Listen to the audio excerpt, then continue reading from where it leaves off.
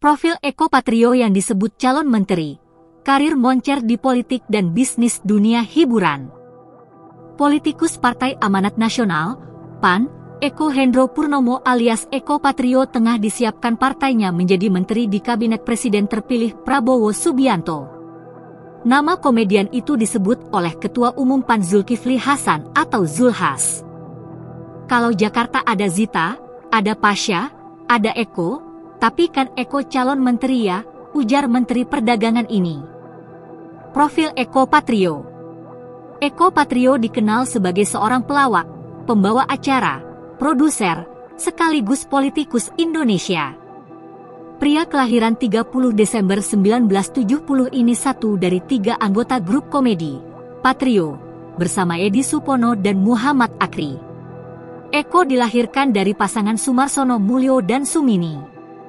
Saat masih SMA, Eko membentuk kelompok lawak Seboel, singkatan dari sekelompok bocah eling, bersama Jejen dan Tejo.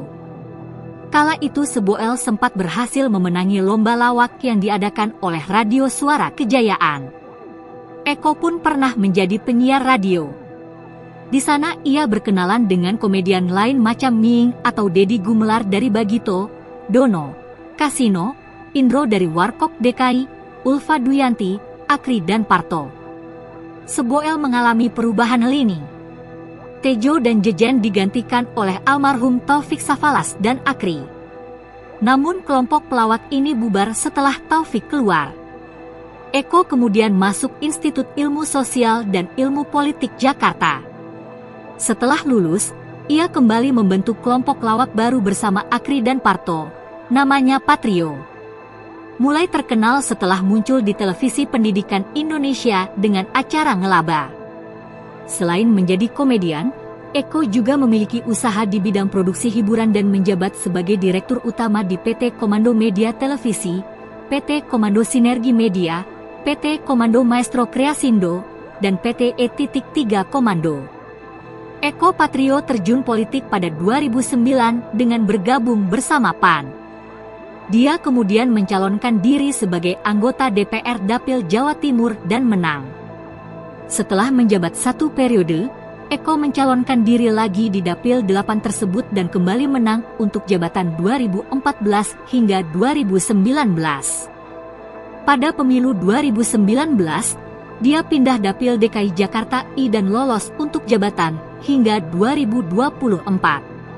Pada pemilu 2024, Eko maju lagi untuk Dapil Jawa Timur dan lolos kembali ke Senayan setelah meraup sekitar 64.000 suara.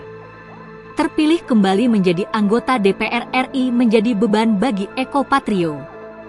Alhamdulillah terpilih kembali.